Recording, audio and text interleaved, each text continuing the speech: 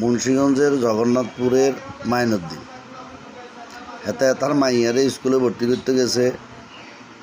তো হিয়ান গার্ডিয়ানের ID card লাগছে, আর ID card দিছে। দেন আইডি কার্ড এটা যাচাই করতে যাইছে, আর দেখি মাইনুদ্দিন মৃত। এত তো মাথায় বাঁশ, কিরে বাবুরে আয় জলে যাতায়াত বড় দামলা বেটা ভুরেছে আর একটা মৃত। হাতে গেছে নির্বাচন অফিসে যাচাই করত, যাইছে আজ কি হিয়ানো অনলাইনে রয়েছে মৃত। 38 বছর বয়স, জীবিত। দামলা বেড়ারে দেখা দিছে কি মৃত।